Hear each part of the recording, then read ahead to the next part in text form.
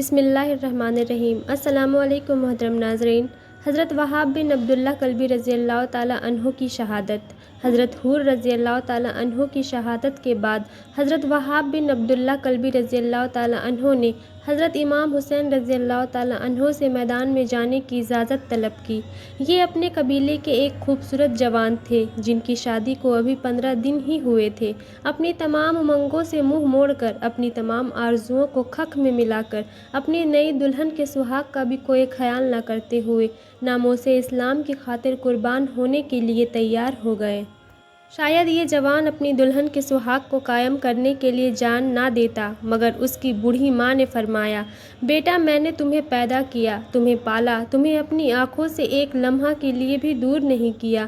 میں جانتی ہوں کہ تم میری آنکھوں کی ٹھنڈک ہو، میرے بڑھاپے کا سہارا ہو۔ اور بیٹا، ہمارے نبی صلی اللہ علیہ وسلم نے فرمایا کہ اولاد ساری زندگی بھی اپنی ماں کا حق ادا نہیں کر سکتی، مگر آج اگر تم دین پر قربان ہو جاؤ اور حضرت حسین رضی اللہ تعالیٰ عنہ پر صدقے ہو جاؤ تو میں سمجھوں گی کہ تم نے ماں کا حق ادا کر دیا، اور اگر تم نے انکار کر دیا تو میں خود تلوار پکڑ کر میدان میں جاؤں گی اور امر سعد کو بتا دوں گی کہ دین و ایمان کی حفاظت کے لیے خدا تعالیٰ نے صرف مردوں کو ہی نہیں بلکہ عورتوں کو بھی ہمت دی ہے۔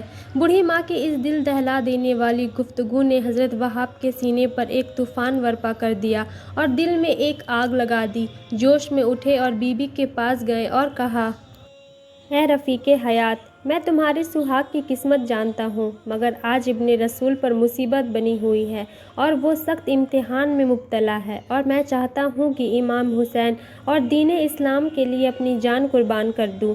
اس کے لیے تم اپنا مہر معاف کر دو۔ وفادار بی بی دست و دستہ کھڑی ہوئی اور جواب دیا، اے میرے سرتاج، اگر میں جانتی ہوں کہ تمہاری موت سے میرا سہاگ لٹ جائے گا، لیکن اگر میرا سہاگ لٹ کر دین و حق کا عالم بلند رہتا ہے تو مجھے منظور ہے۔ اور پھر یہ تینوں ماں، بیٹا اور دلہن امام حسین رضی اللہ تعالیٰ عنہ کی خدمت میں حاضر ہوئے۔ وہاب کی ماں نے عرض کیا، یا ابن رسول اللہ صلی اللہ علیہ وسلم، یہ وہاب میرا بیٹا میری زندگی کا آسرا ہے، میری کمائی ہے، لیکن میں یہ برداشت نہیں کر سکتی کہ اطرت پیغمبر مصیبت میں مبتلا ہو اور میرا جوان بیٹا دیکھتا رہے۔ اس کے لیے میرے بیٹے کو نثار ہونے کی اجازت دے دیجیے، یا سید میری اس حقیر سی قربانی قبول فرمائیں۔ اس گفتگو سے اہل خیمے رونے لگے۔ امام حسین رضی اللہ تعالیٰ عنہ جانتے تھے کہ آج میدان جنگ میں جو بھی جائے گا زندہ واپس نہیں لوٹے گا، اور وہاب کی موت سے اس کی ماں کی لاٹھی ٹوٹ جائے گی، یہ کہ بیوی کا سہاگ خاک میں مل جائے گا۔ اس کے لیے فرمایا، وہاب، تمہاری محبت کا شکریہ، مگر میں نہیں چاہتا کہ تمہیں موت کے حوالے کر دوں، تمہاری بوڑھی ماں کا سہارا چھین لوں۔ مگر تینوں میں سے اس پر کوئی راضی نہ ہوا۔ تینوں نے امام کے پاؤں پکڑ لیے۔ امام حسین رضی اللہ تعالیٰ عنہ نے حضرت وہاب کا شوق شہادت دیکھا تو اجازت دے دی۔ حضرت وہاب نے امام کے قدم چومے، ماں کے پاؤں کا بوسہ دیا اور بیوی کے سر پر ہاتھ پھیرا اور گھوڑے کو اشارہ کیا، اور پھر دشمنوں کے آگے ڈٹ گئے۔ سر پر لوہے کا خون تھا اور ہاتھ میں فولادی شمشیر، پشت پر ڈھال تھی اور دوسرے ہاتھ میں نیزہ۔ محکم بن طفیل نامی شاہ سوار مقابلے میں آیا اور پھر 2 تلواریں لہرائی، نیزے ابھر اور چمکے، وہ بھی شاہ سوار تھا، یہ بھی تاجور بے کر، وہ یزیدی کتا تھا، یہ حسینی شیر تھا۔ وہاب نے گھوڑے کو ایڑ لگائی اور بجلی کی طرح اس کے سر پر پہنچے، اور پھر فولادی شمشیر اٹھی اور محاکم کے سر پر گری، وہ خاک میں تڑپنے لگا۔ یزیدی لشکر میں خاموشی چھا گئی اور حیرت سے ایک دوسرے کا منہ تکنے لگے کہ کون مقابلے میں جائے۔ ادھر حضرت وہاب نیزہ ہلا ہلا کر للکار رہے تھے، یزیدی کتوں آؤ اور حسینی شیر کا پنجہ دیکھو، اور جب کوئی مقابلہ کرنے کے لیے نہیں آیا تو شوق شہادت میں خود ہی بھوکے شیر کی طرح قلب لشکر میں جا پہنچے۔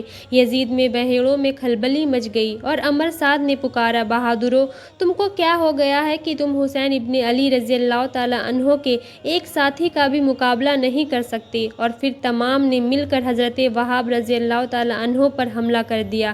ایک تیر آپ کے گھوڑے کی پیشانی پر لگا، گھوڑا گر پڑا اور حضرت وہاب رضی اللہ تعالیٰ عنہ باپیادہ آ گئے، زخموں پر زخم کھا رہے مگر ثابت قدم رہے اور اس حالت میں بھی 40 یزیدیوں کو قتل کر دیا۔